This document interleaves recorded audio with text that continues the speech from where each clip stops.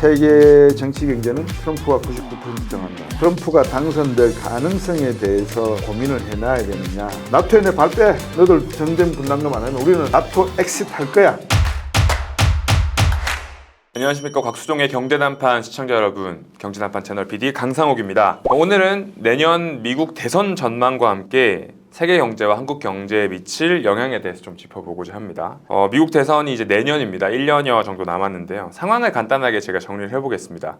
이제 민주당에서는 현 대통령인 바이든이 우세한 것으로 보이지만 이제 존 F 케네디의 동생 로버트 케네디 주니어와 그리고 2020년 경선에도 참여했던 진보 성향 작가인 메리앤 윌리엄슨이 이제 출마 의사는 밝힌 상황이고요. 공화당은 어떻게 생각하실지 모르겠지만 이제 트럼프 전 대통령이 지지율은 가장 높은 것으로 나타났고, 젊은 층에서 지지를 얻는 플로리다 주지사인 디센티스와 그리고 전 유엔 대사인 니키 헤일리, 이렇게 지지율에서 뒤를 잇고 있는 것으로 나타났습니다. 좀 특이점으로는 중도 성향 단체에서 공화당과 민주당을 제외한 제3 후보를 출마시키겠다, 이런 이야기도 조금씩 나오는 것으로 보입니다. 그럼 박사님께서 생각하시는 내년 미국 대선의 판도를 우선 먼저 좀 나눠주시겠습니까? 그렇죠. 방금 우리 강상욱 PD께서 아주 상세하게 요약을 잘 해주셨어요, 사실은. 근데 이제 제가 생각하는 거는 월스트저널에서 최근에 설문조사를 했더라고요. 그 설문조사의 결과는 이렇습니다.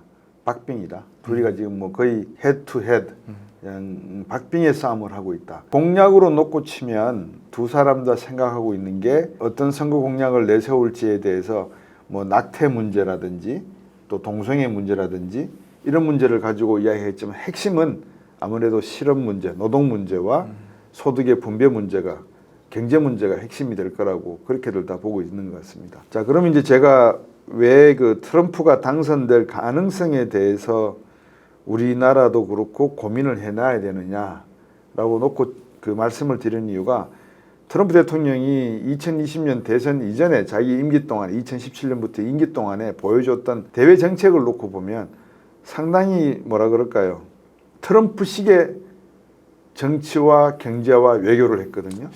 유례 없는 느낌이긴 했죠. 그렇죠. 네. 그때 저도 책 한 권을 쓴 것 같은데, 세계 정치 경제는 트럼프가 99% 정한다. 제가 이렇게 적었던 것 같아요. 책 제목이. 이게 뭐냐면, 제가 저번 시간에도 말씀드렸지만 미국이 워낙 큰 원천 기업이에요. 얘들이 장난감도 만들고 탱크도 만들고 항공기도 만들고 모든 걸 다 만들어내요. 기술도 다 가지고 있고 멋대로 하는 거죠. 그게 대통령이에요. 다른 웬만한 레이건 대통령이나 포드나 부시나 이런 사람들은, 클린턴은 그래도 테이블에 원탁에 둘러앉아가지고 다리 딱 올리고 참모들과 이야기하는 사진의 모습으로 나왔는데 트럼프 때는 그런 모습이 하나도 안 나왔어요. 오바마는 하더라도 육군 참모총장 얘기 앉아있고 이래가지고 오사마 빈 라덴 그 사진 유명하죠. 그 작전할 때 본인이 센터에 앉아있지 그렇죠. 않고 옆에서 이렇게 약간 쭈그려서 그렇죠. 보는 그 사진. 네.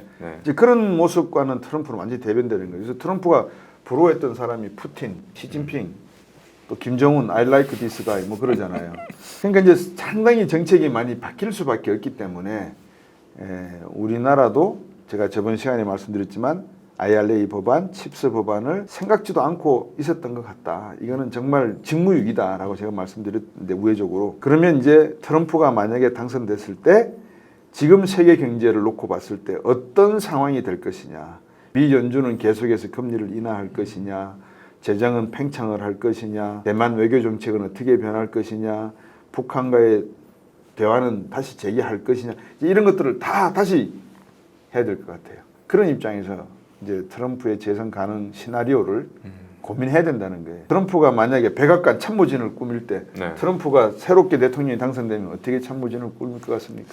제가 보기에는 전문가들로 참모진을 꾸리는 느낌은 아닐 것 같다는 생각이 듭니다. 그 전문가 비전문가가 중요한 게 아니고 충성과 비충성이 중요해요. 왜냐하면 자기 비서실장 애들이 나중에 다 가서 다 어떻게 했어요? 다 고해 바쳤잖아요. 찔러 바쳐버렸잖아요. 흔히 말해서 통수. 뒤통수 맞았잖아요. 그러니까 이제 트럼프는 다음에 백악관을 참모진을 구성하게 되면 생각 없이 충성하는 친구들, 예를 들면 폼페오 전 국무장관, 문우신 전 재무장관, 이런 사람들은 아마 중용을 할 거예요. 재등용할 거예요. 그 다음에 중요한 게, 강상욱 PD는 누구를 제일 믿으세요, 이 세상에서? 저는 믿을 사람 없다고 생각하고 살긴 하지만 네. 그나마 저를 믿는 사람이라고 하면 이제 뭐 부모님 정도. 가족이죠. 네. 그래서 가족에서 백악관에 들어가는 참모들이 많이 나올 것 같아요. 사실 이제 그때 트럼프 뭐 일기라고 명명하자면 네. 그때 당시에 이제 트럼프의 가족들이 많이 등장을 하기는 했었죠. 네. 뭐 그 가족들로 인해서 문제가 많았던 걸로 저는 기억을 하긴 하지만 그래도 가족들이 다시 이제 일선에 나올 가능성이 높다고 저도 생각합니다. 예. 지금 저희들이 이야기 나누는 거는 트럼프가 반드시 꼭 무조건 이길 거라는 시나리오는 아닙니다. 그러니까 이제 만약에 트럼프가 이기면은 어떤 일들이 일어날 것인가를 놓고 우리가 지금 이야기하고 있는 거니까. 왜냐면 변수가 그 상황이 훨씬 많기 때문에 이런 논의가 필요하다고 그렇죠. 생각합니다. 그래서 이제 정치적으로 볼 때 백악관에 들어가는 참모와 강요들은 자기가 믿을 수 없는 사람들은 쓰지 않을 것이다. 그러면 그런 조직을 가지고 정부를 운영하면 전략적 유연성이 확보가 될까요? 안 될까요? 안 되겠죠. 안 되겠죠. 그러면 독재를 하는 거죠.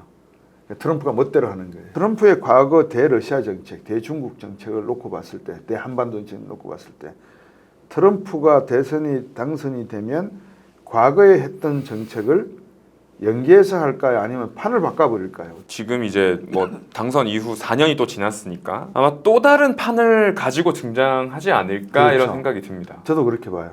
예를 들면 나토. 트럼프가 대통령일 때 나토에 대해서 뭐라고 얘기했는지 아시죠? 돈 더 내라. 돈 더 내라. 네. 우리는 될 수 있으면 참여를 비중을 발을 낮추겠다. 빼겠다. 우리나라에서 주한미군 철수한다 그랬어요, 안 한다 그랬어요? 그때 주한미군 분담금 또 더 내라고 더 내라 하면서 이제 철수를 뭐 내비치기도 하고. 그렇죠. 네. 그러니까 무슨 말이냐 그러면 만약에 이번에 재선이 되면 저는 어쩌면 브렉시트처럼 나토에서 빠지겠다고 이야기할 수도 있을 것 같아요. 더 크게 더 크게. 다가오는. 예. 그러면 누구하고 친해지나요? 푸틴하고 상당히 친하죠. 그래서 자신이 대통령이 되면 러시아 우크라이나 전쟁은 쉽게 해결된다라고 이야기했을 수도 있을 거예요. 러시아 우크라이나 전쟁을 놓고 쓸 수 있는 여러 가지 술수 가운데 트럼프는 기업가니까 투자 대비 수익을 계산을 하는 거죠.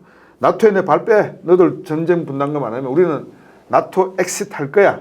하지는 않겠지만 그렇게 하면 푸틴에게는 아주 명분이 좋잖아요. 그럼 이제 푸틴과의 대화에 물꼬를 트게 되면 아마 노벨 평화상도 아마 생각할 수도 있을 거예요. 저는 그렇게 봐요. 노벨 평화상 욕심을 임기 중에 한번 드러냈던 냈었죠. 걸로 기억을 하는데. 그렇죠. 네. 예. 그다음에 이제 우리 한반도에 대해서는 어떤 정책을 펼까? 아까 말씀 주한미군 철수도 할 수 있다 그랬잖아요. 그래서 우리가 무기도 더 사주고 막 그랬잖아요. 김정은에게 러브콜을 보낼까요? 안 보낼까요? 당연히 보내지 않을까요? 당연히 보내지 않겠어요. 네. 저는 전략적으로 놓고 봤을 때 아마추어적인 생각입니다. 왜 아마추어적이냐면 북한 전략가가 아니기 때문에. 근데 경제적인 입장으로 이해 타산을 놓고 보면 오히려 북한이 한반도의 긴장 관계를 통해서 중국과 러시아로부터 더 많은 걸 얻어냈으면 좋겠어요. 차라리. 거죠. 그리고 미국과 일본과의 관계도 정상화가 됐으면 좋겠어요. 그 시장의 힘이라고 하는 거는 사실 보이지 않는 손에 의해서 엄청난 전쟁들이 벌어지게 되거든요. 결국은 북한이 우리와의 긴장 관계를 통해서 오히려 중국과 러시아로부터 더 많은 것을 뺏어내고 미국과 일본으로부터도 뭔가를 수교를 하든지 뭔가를 했으면 좋겠어요. 그러면 이제 트럼프 대통령 같은 경우에는 김정은을 또 뭐 베트남으로 오라든지 아니면 다른 곳에서 만나자 전 제안을 할 걸로 보여져요. 그 다음에 일본. 근데 일본은 늘 미국에 충성을 해왔잖아요. 그래서 저는 일본에 대해서 더 많은 것을 요구할 걸로 보여져요. 그래서 한미일 동맹 체계를 놓고 트럼프는 꽃감 빼먹듯이 알토란 같은 것은 일본으로부터 빼먹고 우리나라에서도 뭔가 빼먹으려고 하는데 그거를 우크라이나 전쟁과 북한 김정은이와의 미팅 관계를 이용해서 개인적인 노벨 평화상 욕심도 챙기면서 별의별 일들을 다 할 거라고 저는 보여지거든요. 그러니까 예측이 불허해요. 그 다음에 가장 중요한 거죠. 중국은 어떻게 할 것인가. 시진핑이 부럽다 그랬거든요. 근데 지금까지 하는 행동들이 다 누구와 비슷하냐면 시진핑과 비슷하잖아요. 근데 중국의 시진핑이 부럽다 그랬지 중국을 존중한다는 말은 안 했잖아요. 그렇죠. 그럼 시진핑이 부럽다는 말은 내가 입증을 했잖아. 봐. 이런 사람을 내 참모로 썼더니만 비서실장까지 썼더니만 다 나에게 반대되는 증언하고 나를 고소하고 고발하고 하니까 안 돼. 그러니까 내가 믿는 사람만 가져갈 거야. 난 독재할 거야. 독재가 재밌다는 말이잖아. 그럼 중국에 대해서는 어떻게 하겠느냐? 지금 바이든 대통령의 대중국 정책이 트럼프보다 약화됐나요? 강화됐나요? 오히려 강화가 됐죠. 그렇죠. 네. 그러면 앞으로 가면 갈수록 대중국 정책은 트럼프가 다시 재선이 되면 더 강화될 가능성이 높다. 다시 말하면 중국의 그림자 금융, 지방 행정 자금 기금이죠. LGFB. 그다음에 부동산 시장. 그 뒤에 숨어 있는 수많은 공작들이 일어날 거라고 저는 보여져요. 그래서 대중국 관계도 상당히 악화되면서 중국이 어쩌면 미국과의 그런 마찰을 놓고 CSIS 이야기했던 대만 전쟁 시나리오가 더 이 부상 표면으로 떠오를 가능성도 있다고 봐요. 전쟁이 일어나지는 않습니다. 제가 볼 때는. 네. 그렇지만 표면적으로 더 긴장 관계는 악화될 수가 있다라고 저는 보여져요. 그 긴장을 통해서 이제 본인의 그렇죠. 아젠다로 끌고 오려는. 그렇죠. 네. 예. 그래서 이제 그런 의미에서 놓고 보면 세계 경제의 성장판이 미국 중심으로 쏠려가는 느낌이 계속 드는 거죠. 글로벌 경제의 성장판은 미국의 다리에 있는 거지 중국의 다리에 있지 않다라고 하는 것을 명확하게 하려고 하는 게 트럼프의 전략 같다는 거죠. 궁극적으로 트럼프는 아마 중국 위안화가 기축통화로 적어도 지역에서의 기축통화로 부상하려고 하는 그 노력마저도 아마 거꾸로 들 가능성이 크다고 생각이 돼요. 그러면 부동산 경제, 그림자 금융, LGFB 이 금융시장에 대한 중국의 혼란은 더 부추길 가능성이 저는 높다고 보여집니다. 그러면 이제 세계 경제는 미국은 금리를 인하시킬 수가 있고 세금 소득세를 인하시킬 수가 있지만 법인세까지도 중국 경제가 흔들리게 되면 미국 경제는 자연적으로 원상복구되는 그런 옛날에 2008년도 서프라임으로 깔아앉았고 중국이 부상했듯이 그 반대의 현상을 일으킴으로 해서 트럼프는 아마 미국 중심의 21세기 그림을 The Great America Again 이거를 자기가 완성했다라고 하려고 할 것 같아요. 그러니까 중국이 이제 서프라임 모기지 사태를 바탕으로 그걸 딛고 경제 부상을 했던 것처럼 중국의 금융의 어떤 뇌관들을 건드림으로써 트럼프는 그것을 발판 삼아서 이제 더 위대한 미국을 다시 만들려는 그런 네. 움직임을 볼 수 있다. 예. 생각해 보면 이제 트럼프가 내세운 어떤 극단적인 카드들이 뭔가 그가 원하는 바를 얻어내기 위해서 좀 더 많은 카드를 던졌다. 그러니까 예를 들면 주한미군 분담금도 그때 당시에 1조였는데 뭐 10조로 늘린다고 3조였는데 네, 그렇죠. 그러니까 확 늘린다고 하면 그 중간값을 찾을 수 있으니까 오히려 그렇게 이제 협상을 제시한 게 아닌가 이런 생각도 들고 그가 내세운 강한 카드들이 오히려 그가 얻으려고 하는 특정한 중간값을 취하기 위한 목적이 아닐까 생각합니다. 그런 전략이 자주 쓰면 꼼수가 되고 그렇죠. 편법이 되기 때문에 제게에 그런 꼼수가 읽혀버리면 오히려 반대의 결과를 또 일으킬 수가 있는 거예요. 그러니까 언젠가 한 번쯤은 그대로 가야 되는 거예요. 그렇죠. 예. 근데 그 정책이 그대로 가는 정책이 일본을 향해서 가고 중국을 향해서 가면 괜찮은데 우리나라를 향해서 와버리면 한국 경제는 위험할 수밖에 없는 거죠.